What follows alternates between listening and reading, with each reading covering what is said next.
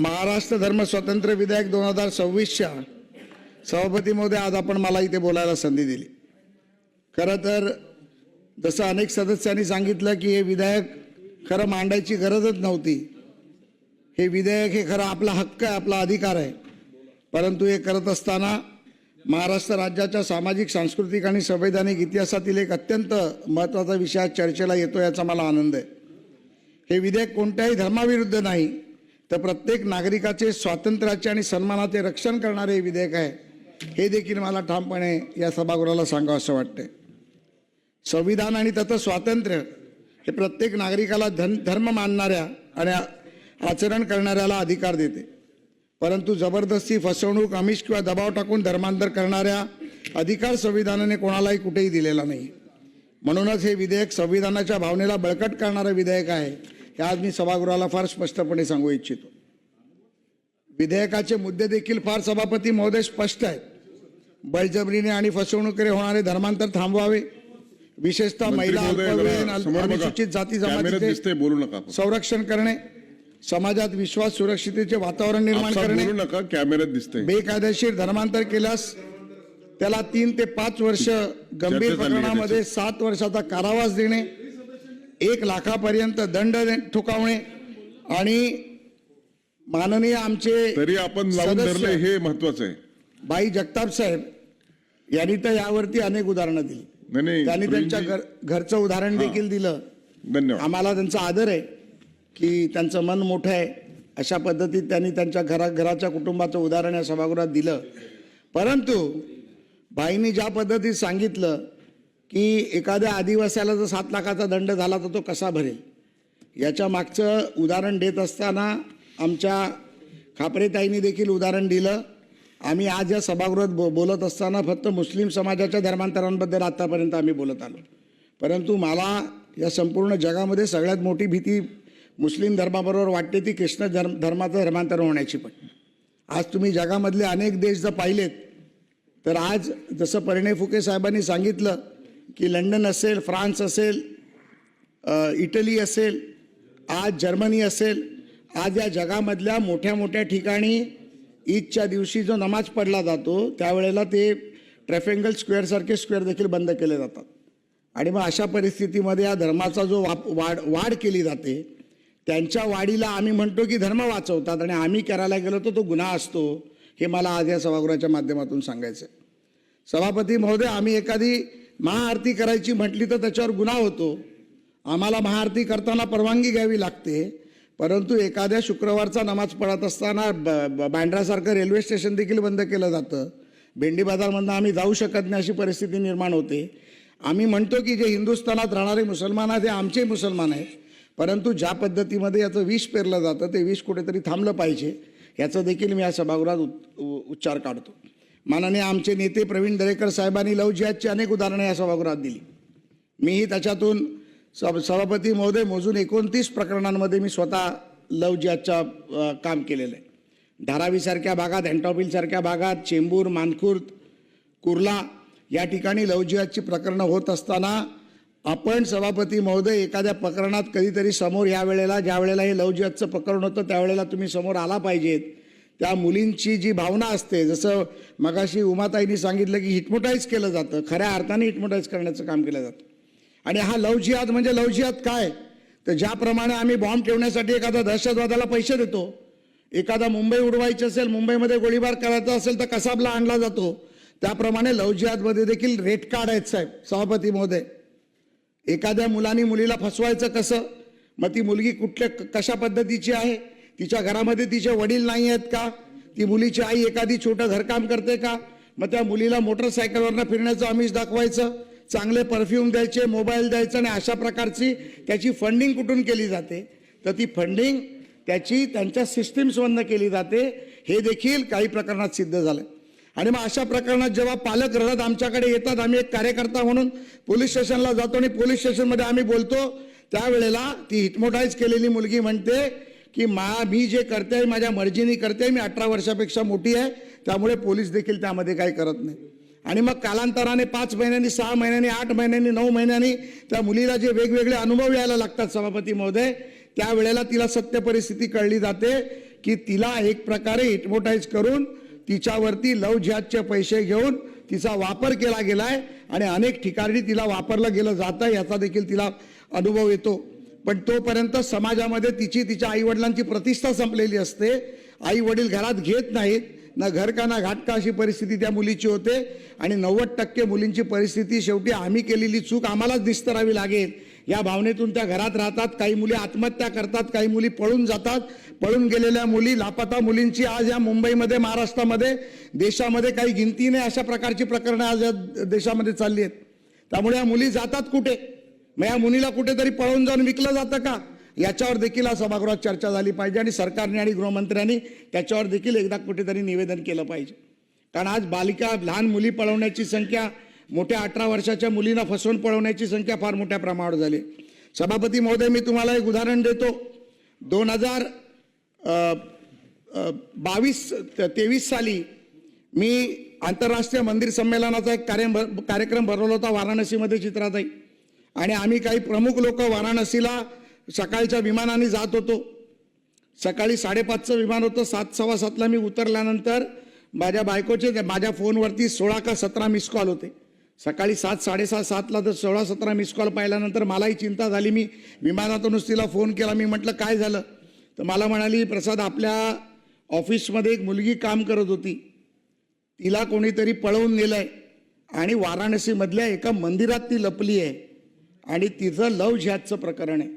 आता त्या मुलीचं कदाचित नशीब चांगलं असावं की मी वाराणसीत पोचायला, तिने तिला फोन करायला आणि मग आम्ही तिथे हिंदू वाहिनी सेनेच्या मुलांना संपर्क केला, तिकडच्या गृहमंत्र्यांना संपर्क केला, माझ्याबरोबर काही वरिष्ठ नेते मंडळी होती, त्यांनी संपर्क केल्यानंतर कळल्यानंतर त्या मुलीला आम्ही त्या मंदिरातून मनीषाताई घेतल्यानंतर कळलं की त्या मुलीला 5 ठिकाणी विकलं गेलं होतं आणि ती मुलगी हिंदू होती, मुंबईतली माझ्या सायन विभागात राहणारी मुलगी होती. अशा प्रकारची प्रकरणं जर हे अशा प्रकारे धर्मांतर करून जर होणार असतील तर त्याच्यावरती निश्चितपणे या सभागृहामध्ये चर्चा झाली पाहिजे. मग चर्चेसाठी रात्रीचे 12 वाजले तरी चालतील, परंतु हे समाजासमोर गेलं पाहिजे की अशा प्रकारचे कांड केले जातात, अशा प्रकारचा जिहाद केला जातो आणि तो जिहाद कुठेतरी थांबवला पाहिजे. आमच्या बंजारा समाजाचा काही एक विशिष्ट समाज आहे, हे म्हणजे आपल्याला माहिती असेल गोर समाज. या लोकांना एवढी गरिबी आहे की त्यांना खायला मिळत नाही, शिक्षण नसते, त्याच्यामुळे शिक्षणापासून वंचित असतात, घरामध्ये घराची चूल पेटत नाही. त्यांना 5 लाख 10 लाख रुपये देऊन त्यांचं धर्मांतर केलं जातं ख्रिश्चन समाजामध्ये. आमचे हेमंत पाटील ज्या भागातून खासदार म्हणून निवडून यायचे, मला हेमंतजी मी जर चुकत नसेल तर अनेक लोक, हजारो लोक तुमच्या मतदारसंघात त्या समाजात कन्वर्ट झालेली आहेत. आमच्या पालघरमध्ये सावरासाहेबांच्या मतदारसंघात देखील तीच परिस्थिती आहे, वाड्यामध्ये तीच परिस्थिती आहे, वाशिममध्ये तीच परिस्थिती आहे. अनेक ठिकाणी, नुसता मी महाराष्ट्राचं नाव घेत नाही, तर बंजारा समाज संपूर्ण देशामध्ये पसरला आहे. आमचे संजय राठोड साहेब आपल्याला सांगू शकतील याबद्दल, आमचे बाबा महाराज देखील सांगू शकतील की अनेक उदाहरणं आहेत की या समाजाला देखील पैशाच्या नावाखाली धर्मांतर करून, धर्म बदलून त्यांची पिळवणूक केली जाते आणि कालांतराने यांना पैसा येतो कुठून? माननीय मंत्री महोदय, माझं म्हणणं तुम्हाला हे आहे की तुम्ही कायदा करत असताना तो देखील कायदा करा की यांना येणारा ज्या पैशाचं स्रोत आहे, जसं जाकीर नाईकचं स्तोत्र आम्ही बंद केलं तसे हे येणारे पैसे देखील कुठेतरी बंद केले पाहिजे. ही मागणी मी या सभागृहाच्या माध्यमातून तुम्हाला करतोय. मग ते पैसे इटलीमधून येतात का? ते पैसे रोममधून येतात का? ते पैसे पाकिस्तानमधून येतात का? ते पैसे इराणमधून येतात का वेटिंगनमधून येतात? हे देखील तुम्हाला पाहायला लागेल. कारण हा पैशाचा स्रोत जोपर्यंत कमी होत नाही, बंद होत नाही, तोपर्यंत सभापती महोदय ह्या प्रकारचे धर्मांतराची प्रकरणं बंद होणार नाहीत. मी तर म्हणतो 7 लाख रुपयाचा दंड हा कमीत कमी दंड आहे. हा दंड उत्तर प्रदेश सारखा सगळ्यात जास्त दंड लावला गेला पाहिजे. 5 वर्षाची शिक्षा देखील कमीत कमी शिक्षा आहे. यांना कमीत कमी जन्मठेपेची शिक्षा लावली पाहिजे. कारण तुम्ही हे करत असताना एका समाजाची हत्या करताय, तुम्ही हे करत असताना एका महिलेची हत्या करताय, एका बालिकेची हत्या करताय. हत्येचा जो गुन्हा आहे, जो गुन्हा मकोकाचा गुन्हा आहे, जो गुन्हा पूर्वी टाडाचा गुन्हा होता, अशा प्रकारची कृत्य करत असताना या सभागृहाच्या माध्यमातून मी आपल्याला विनंती करतो की जास्तीत जास्त शिक्षेचा गुन्हा आपण या सभागृहात जाहीर केला पाहिजे. आम्हाला तुमच्या उत्तराची घाई नाही, हे बिल तर पास होईलच. काही लोकांनी खालच्या सभागृहात समर्थन दिलं, वरच्या सभागृहात भाषणं केली. मला पूर्णपणे खात्री आहे हे सभागृह सर्वानुमते हे आपलं बिल मान्य करेल. पण माननीय सभापती महोदय, मंत्री महोदयांना माझी विनंती आहे की यामध्ये पुन्हा एकदा माननीय मुख्यमंत्र्यांची, गृहमंत्र्यांची चर्चा करून याच्यामध्ये शिक्षेची तरतूद वाढवली गेली पाहिजे. यामध्ये तुम्ही ज्या पद्धतीमध्ये गुन्हेगारांना हे घाबरवण्यासाठी नाही तर गुन्हेगारांना थांबवण्यासाठी आम्ही हे करतोय, हे आम्हाला कुठेतरी जनतेला सांगावं लागेल. प्रेम संबंध आणि लग्नाच्या नावाखाली फसवणूक करतात हे मी तर तुम्हाला सांगितलंच. पण सभापती महोदय, कायदा आणि सुव्यवस्था जर आम्हाला कुठेतरी सुधारवायची असेल आणि स्वतः कायदा हातात घेऊन हम करे सो कायदा, आम्ही आमची लोकसंख्या वाढली म्हणजे आम्ही करू ते आम्हाला मान्य आहे आणि फिर कैसे लगा असं बोलून या सभागृहात चालणार नाही, या राज्यात देशात चालणार नाही. मग आम्ही पूरे शहर का रंग बदल देंगे. शहर के रंग बदलने के लिए हमने चूड़ियां नहीं पहनी है. ये हिंदुस्तान छत्रपति शिवाजी महाराज, छत्रपति संभाजी महाराज का हिंदुस्तान है. ये हिंदुस्तान भगवा हिंदुस्तान है और ये हिंदुस्तान भगवा ही रहेगा. फिर भाजी का कलर हरा होगा तो भाजी को भगवा करके खाएंगे, लेकिन ये भाजी भगवी होगी. त्यामुळे आम्हाला कोणी बाकीच्या गोष्टी सांगण्याची गरज नाही. सभापती महोदय, आम्ही गाजराची भाजी खाऊ, आम्ही टॅमॅटोची भाजी खाऊ. आता वेगवेगळ्या प्रकारच्या मिरच्या पण रंगात यायला लागल्या. आम्ही भोपळी मिरच्या भगव्या करू, भोपळा आम्ही खाऊ, आम्ही काकड्या हिरव्या करू, परंतु आम्ही भगवे करू आणि मग ते खाऊ. त्याच्यामुळे सभापती महोदय, माझ्या भाषणाचं गांभीर्य जरा घालवत आहेत. तुमचं भाषण रंगात आलंय म्हणून तुम्हाला प्रोत्साहन देतात भाषण करायला. सभापती महोदय, बोला, तुम्ही बोला. सांगण्याच्या मागचं, तुम्ही तिकडे सभागृहात सभापती महोदय तुम्ही सभागृहात नव्हतात तर आमचे मित्र अमोल मिटकरींनी एक शायरी मारली. त्याच्यामध्ये त्यांनी सांगितलं, कल ये भाजी अगर हारी होगी तो वो क्या मुसलमानों की होगी, तो हिंदू क्या खाएगा, गाजर और टमाटा खाएगा. म्हणून मी म्हटलं की आम्ही गाजर टमाटे खाऊ आणि भाजी देखील आता नवीन नवीन तंत्रज्ञान येते, यायला विचारू बाबा की पालक भगवा कसा करायचा, आम्ही भगवा पालक खाऊ. त्याच्यामुळे हा जोक पार्ट. परंतु जे मिटकरी साहेबांनी सांगितलं त्याच्यावरती बरेच लोक खुश झाले की गाय हिंदू की तो बकरा बोले मुसलमानों का, हा तो भगवा बकरा भी बना लेंगे. त्याच्यामुळे असं काही नाही आहे सभापती महोदय. आम्ही हे राष्ट्र हिंदू आहे, हा महाराष्ट्र हिंदूंचा आहे आणि हा महाराष्ट्र छत्रपतींचा आहे. त्यामुळे हे भगवा हारा करेंगे, ये करेंगे आम्ही मान्य करून घेणार नाही, खपवणार नाही. आणि हे सभागृहात नाही, सभागृहाच्या बाहेर देखील सभापती महोदय आम्ही सांगतो. अनेक ठिकाणी अनधिकृत मस्जिदीचं काम चालतं, अनेक ठिकाणी अनधिकृत बांधकामं चालतात. या सभागृहात मी अनेक वेळा रेव्हेन्यू मिनिस्टर, आमच्या महसूल मंत्र्यांसमोर बोललोय की मुंबई सारख्या अनेक महत्त्वाच्या ठिकाणी अनधिकृत प्रार्थना स्थळांचं विकसित केली जात आहेत आणि त्या प्रार्थना स्थळातून तुम्ही करता काय, निश्चितपणे तुमचं तिकडनं चालतं काय, याचा देखील माननीय मंत्री महोदय आपण एक टास्क फोर्स लावून त्याचा अभ्यास केला गेला पाहिजे. आणि त्यामुळे हे करत असताना ह्याच ठिकाणी, ह्याच प्रार्थना स्थळांमध्ये लव जिहाद सारखी प्रकरणं केली जातात, लँड जिहाद सारखी प्रकरणं केली जातात आणि त्याच्यातूनच हा धर्मांतरांचा विषय पुढे येतो आणि आमच्या गोर गरीब जनतेला फसवण्याचं काम सभापतीमध्ये केलं जातं.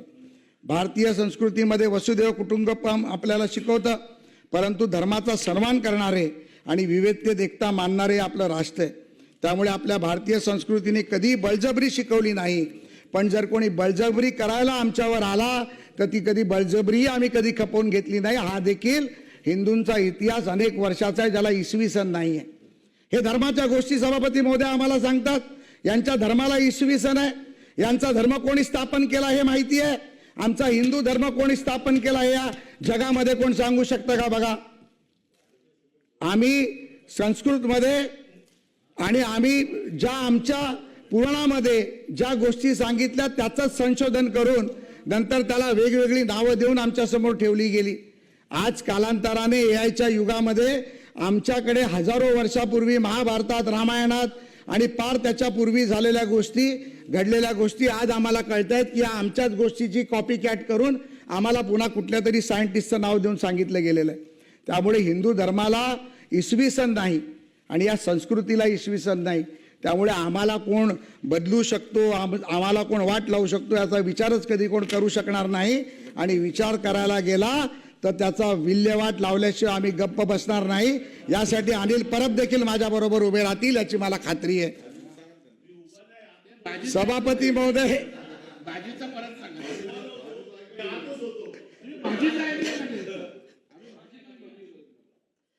सभापती महोदय, आपल्या देशात, आपल्या रामाच्या राज्यात, आपल्या देशात राम मंदिराच्या लढाईसाठी आपल्याला 505 वर्ष लढावं लागलं. सभापती महोदय, आम्ही बाबरानी हल्ले केले, मुघलांनी हल्ले केले, आदिलशहानी हल्ले केले आणि आमची मंदिरं तोडली आहे, इतिहासात आम्ही वाचलं.